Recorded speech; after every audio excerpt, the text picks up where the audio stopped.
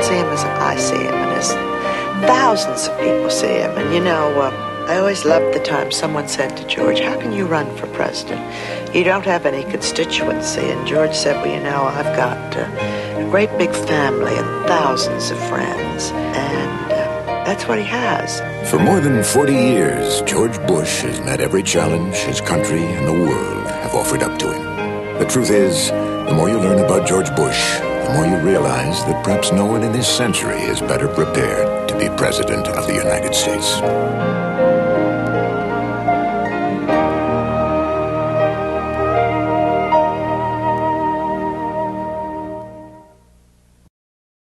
I'm a man who sees life in terms of missions, missions defined, and missions completed. I will not allow this country to be made weak again. I will keep America moving forward, always forward, for an endless, enduring dream and 1,000 points of light. This is my mission, and I will complete it. One person is released killers sentenced to life without parole on unsupervised weekend passes. Pardoned 49 convicted drug dealers and offenders, and commuted the sentences of a record 53 murderers. But how did Micheal Dukakis defend his record in the debate? I'm opposed to the death penalty. I think everybody knows that. I'm also very tough on violent crime. Even Micheal Dukakis can't say he's tough on crime with a straight face. Esta elección podrá ser la más importante en nuestra historia. Por primera vez nuestra voz podrá ser escuchada. Por primera vez podemos elegir un presidente que se preocupe por nosotros, que entiende los valores de nuestras tradiciones, de nuestras familias. Por primera vez todo esto será posible, créanmelo. O pregúntenle a mi suegro. As president, I have a lot of reasons to help Hispanics everywhere, because I'll be answering to my grandkids, not just to history. Bush and Dukakis on crime. Bush supports the death penalty for first-degree murderers. Dukakis not only opposes the death penalty, he allowed first-degree murderers to have weekend passes from prison. One was Willie Horton, who murdered a boy in a robbery, stabbing him 19 times. Despite a life sentence, Horton received 10 weekend passes from prison. Horton fled, kidnapped a young couple, stabbing the man and repeatedly raping his girlfriend. Weekend prison passes. Dukakis on crime.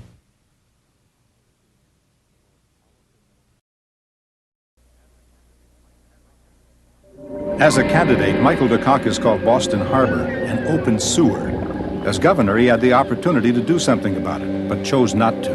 The Environmental Protection Agency called his lack of action the most expensive public policy mistake in the history of New England. Now, Boston Harbor, the dirtiest harbor in America, will cost residents $6 billion to clean. And Micheal Dukakis promises to do for America what he's done for Massachusetts. As governor, Micheal Dukakis vetoed mandatory sentences for drug dealers. He vetoed the death penalty.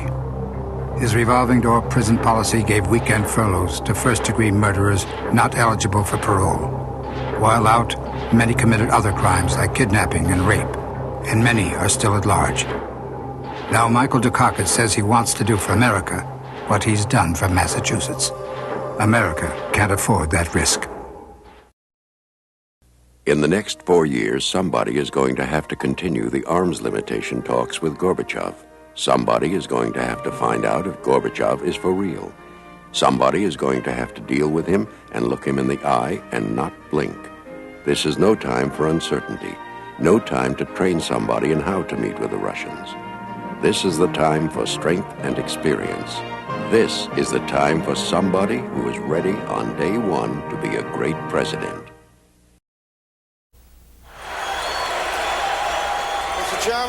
From unknown governor to candidate for president. How much do we really know about Micheal Dukakis? According to his commercials, Governor Dukakis cut taxes and turn the state around. But newspapers there report a different story of crime, environmental problems, liberal spending out of control. Micheal Dukakis, out of touch with our values and problems. Fact: Though Congress has increased federal spending at an alarming rate, Micheal Dukakis has increased state spending in Massachusetts twice as fast. Dukakis has presided over the steepest rate of growth of any state budget, the Boston Herald said. John Collins, former Democratic mayor of Boston. He has not been a good governor. He's been a good spender. Since July, Dukakis has taken out over $600 million in loans to meet daily payroll and expenses. Micheal Dukakis has doubled his state's general obligation debt. We're borrowing money now to meet weekly and monthly expenses, and that's how he's so-called balanced his budget. Dukakis has even raided his state's pension fund for $27 million. But even that wasn't enough. Last year, out-of-control spending finally caught up with Mike Dukakis. The Boston Herald reported Massachusetts was a state in crisis, facing a $400 million deficit. Dukakis' reaction? He raised taxes for the 7th time. Dukakis raised everybody's taxes, not just mine. They call it Taxachusetts now. If Dukakis gets in, we better have a contest to name the United States something. Dukakis' policies have driven manufacturing jobs from Massachusetts. In the last 4 years, over 90,000 manufacturing jobs have left his state. Mike Dukakis is going to leave the biggest financial mess this state has ever seen. Another Massachusetts mess is Boston Harbor, a once proud waterway and recreation site where Boston dumps sewage. While other states spent federal money to clean up their waterways, Dukakis ignored pleas to clean up Boston Harbor. We found the only way that we could get Governor Dukakis and the state to clean up Boston Harbor was to drag him into court and make him do it. Today, Boston continues to dump sewage into its harbor, and even Massachusetts' own Water Resources Authority calls it the dirtiest harbor in America.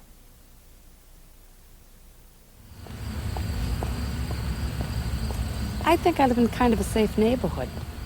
And yet 2 blocks from my house, a first-degree murderer was stopped at 5:30 in the morning, and nobody knew he was out. That's scary. Only one sitting governor in America supported furloughs for killers sentenced to life without parole, Micheal Dukakis. And even after a furlough escapee terrorized a Maryland couple, Micheal Dukakis defended his furlough program, though victims' families and concerned citizens had gathered over 50,000 petition signatures demanding an end to these furloughs.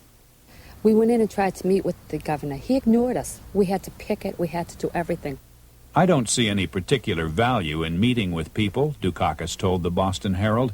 I'm satisfied we have the kind of furlough policy we should have.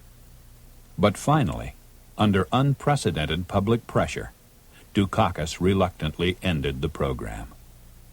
Out of touch with our values, outside the mainstream, Micheal Dukakis. His commercials say, Mike Dukakis, what he did for Massachusetts, he can do for America.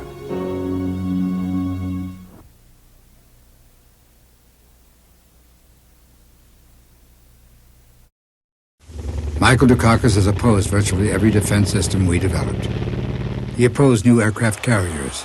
He opposed anti-satellite weapons. He opposed 4 missile systems, including the Pershing II missile deployment. Dukakis opposed the stealth bomber and a ground emergency warning system against nuclear attack. He even criticized our rescue mission to Grenada and our strike on Libya. And now he wants to be our commander-in-chief. America can't afford that risk. I'm fed up with it. Haven't seen anything like it in 25 years of public life, George Bush's negative TV ads, distorting my record, full of lies, and he knows it. I'm on the record for the very weapons systems his ads say I'm against. I want to build a strong defense. I'm sure he wants to build a strong defense. So this isn't about defense issues. It's about dragging the truth into the gutter. And I'm not going to let them do it. This campaign is too important. The stakes are too high for every American family. The real question is, will we have a president who fights for the privileged few, or will we have a president who fights for you? George Bush wants to give the wealthiest 1% of the people in this country a new tax break worth $30,000 a year. I'm fighting for you and your family. for affordable housing and health care, for better jobs, for the best education and opportunity for our children. It's a tough fight. I know that. Uphill all the way. But I'm going to keep on fighting, because what I'm fighting for is our future.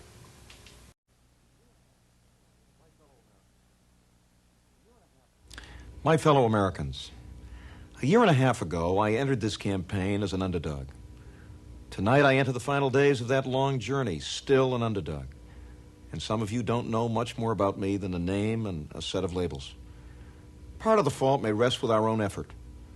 But I think it is also fair to say that the other side has pursued a campaign of distortion and distraction, of fear and of smear.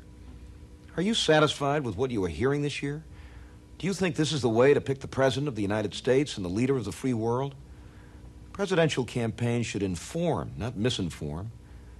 In their TV ads, the Republicans have criticized the pollution of Boston Harbor. We're already cleaning up Boston Harbor. But what they don't tell you is that it was their administration that cut off funds to clean it up, and that Mr. Bush supported the veto of the Clean Water Act, not once, but twice. In their TV ads, the Republicans accuse me of being soft on criminals. That's a lie. My family has been touched by violence. At the age of 77, my father was gagged and beaten and robbed. My brother was killed by a hit-and-run driver. The pain that my family felt was indescribable, and it's not easy for me to talk about it. But I've led the fight against crime and drugs in my own state, and I intend to do so as president, so that other families will not have to live through that kind of pain. It isn't easy for the truth to catch up with the lies and to clear up the fog of deception that has been spread across the campaign, but I'm determined to fight this fight, because the question before us is the strength and the character of our country. I'm not content to see America stand still, because all around us the world is moving, and the years ahead will decide whether we as a people move ahead or fall behind. I see an America that once again exports its products and not its jobs. Mr. Bush has said our trade relationship with Japan is superb, and it is, for Japan.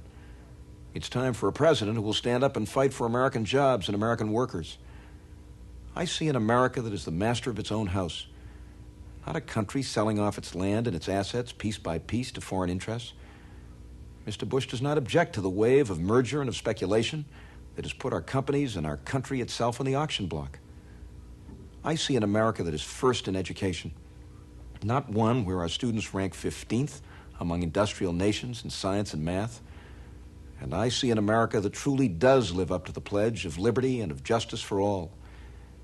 I believe this country has a conscience. I believe it's a national disgrace that 37 million Americans, most of them in working families, have no health insurance, that when they hear a sick child cry in the night, they have to worry as much about the size of the bill as they do about the seriousness of the disease. All this and more is at stake in 1988.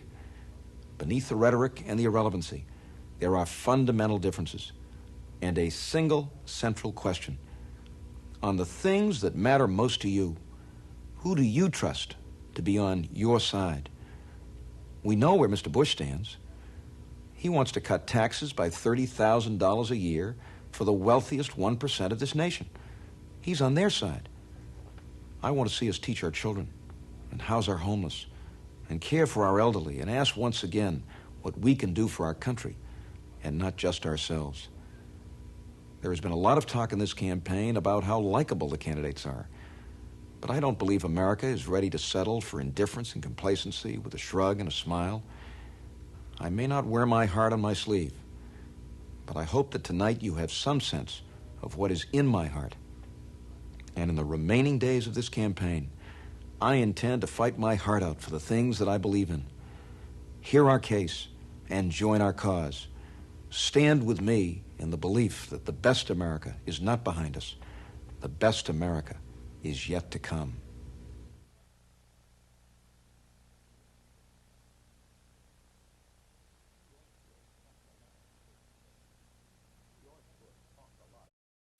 He spoke for our concerns. People all over this country who, in some cases, are living from paycheck to paycheck. In other cases, are having a hard time opening up the door of college opportunity to their children. With ideas to make life better. And I think it's time that when you got a job in this country, it came with health insurance. And vision to build the future. The best America is not behind us. The best America is yet to come. Micheal Dukakis for president. Let's take charge of America's future.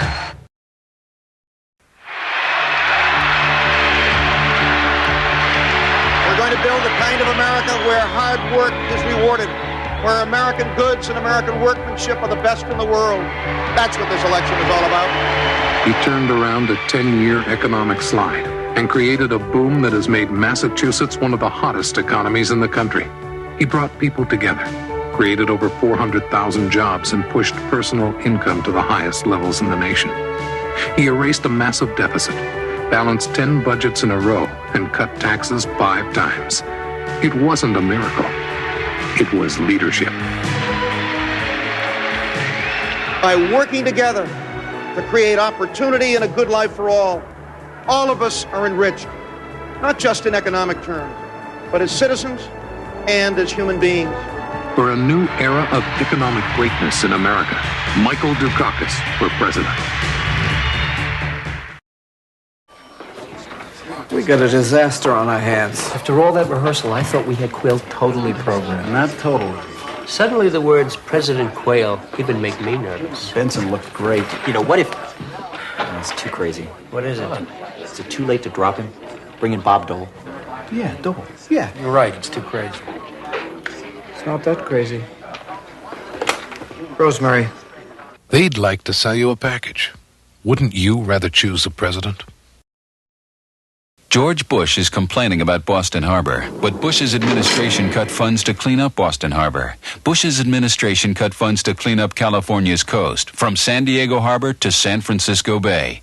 Bush opposed a crackdown on corporations releasing toxic waste. Bush even favored a veto of the Clean Water Act, not once, but twice. The Nonpartisan League of Conservation Voters has endorsed Mike Dukakis. So when you hear George Bush talk about the environment, remember what he did to the environment. Hey, pal, how about a couple $100 billion? I'll pay you right back. This is what the Republicans call managing the economy. Hey, pal, $500 billion, just to kind of get me over the hump. They should call it mortgaging our children's future. What's another trillion between friends? They've tripled our national debt. Hey, pal, just a few more years. That's all I need. Sorry, pal.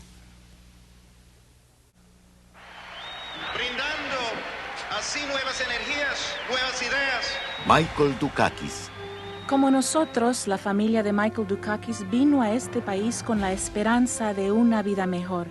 Miles de familias hispanas han hecho lo mismo. La familia Dukakis aprendió y asimiló el idioma y nuevas costumbres. Como nosotros, la familia Dukakis trabaja duro para seguir progresando sin perder sus raíces culturales. Nosotros somos el futuro de este país y Micheal Dukakis y su familia son como nosotros. A ellos les importa la educación, la familia y el engrandecimiento de este país. Como muchos de ustedes, los padres de Micheal Dukakis vinieron a este país buscando una vida mejor. Hemos progresado bastante, pero aún queda mucho por hacer para garantizar a nuestros hijos un futuro mejor. Elija a Micheal Dukakis, él es como nosotros. Con Dukakis nos entendemos. The most powerful man in the world is also mortal.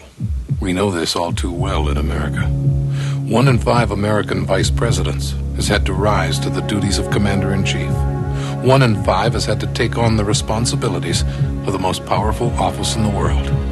For this job, after 5 months of reflection, George Bush made his personal choice, J. Danforth Quayle. Hopefully, we will never know how great a lapse of judgment that really was. 1982. George Bush was made responsible for stopping drug traffic from coming into this country. What happened? Cocaine traffic up 300%, more drugs in our classrooms, and Panamanian drug lord Noriega kept on the government payroll. That's the Bush record on fighting drugs. And now George Bush wants to put Dan Quayle in charge for the next 4 years. I'm going to be coordinating the drug effort. Dan Quayle in charge of fighting drugs in America? If George Bush couldn't handle the job, how do you think Dan Quayle's going to do? George Bush talks a lot about prison furloughs, but he won't tell you that the Massachusetts program was started by a Republican and stopped by Mike Dukakis. And Bush won't talk about the thousands of drug kingpins furloughed from federal prisons while he led the war on drugs. Bush won't talk about this drug pusher, one of his furloughed heroin dealers, who raped and murdered Patsy Pedron, pregnant mother of 2. The real story about furloughs is that George Bush has taken a furlough from the truth.